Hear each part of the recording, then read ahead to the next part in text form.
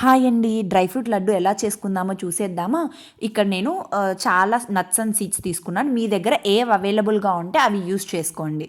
So, ఇక్కడ ఏమేమి use చేసాం, ఫస్ట్ వచ్చేసి బాండీ పెట్టుకొని 2 టేబుల్ స్పూన్స్ నెయ్యేసుకొని బాదము, పిస్తా, వాల్‌నట్స్, క్యాష్యూ అనేవి సన్నగా కట్ చేసుకొని నెయ్యిలో ఫ్రై చేసుకున్నాను. దాని తర్వాత pumpkin seeds, water melon seeds, పొద్దుతిరుగుడు విత్తనాలు, అవిసె గింజలు అన్నీ రోస్ట్ చేసుకున్నాను. తర్వాత పూర్తిగా ఇవి రోస్ట్ అయినాయి అన్నప్పుడు లాస్ట్లో కొన్ని గసగసాలు, తెల్ల నువ్వులు, నల్ల నువ్వులు వేసుకొని వేయించుకున్నాను అనమాట. ఇందులో స్వీట్నర్గా మనం డేట్స్ యూస్ చేస్తున్నాం కదా, అది ఇప్పుడు కలిపేసుకొని అయిపోయిన తర్వాత స్టవ్ ఆఫ్ చేసుకొని మెత్తగా మిక్స్ అయ్యేటట్టు కలుపుకోవాలి.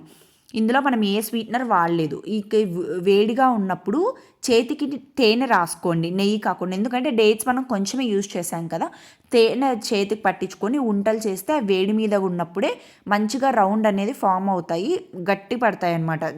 తినేటప్పుడు చాలా టేస్టీగా ఉంటుంది. సో దీని బెనిఫిట్స్ వచ్చేసి మీకు హెయిర్ గ్రోత్ ఉంటుంది, బోన్స్కి స్ట్రెంగ్త్ ఇస్తుంది. ఇందులో చాలా ఒమేగా ఫ్యాట్, డైట్లో ఉన్నప్పుడు స్వీట్ క్రేవింగ్స్ని కూడా ఆపుతుందండి.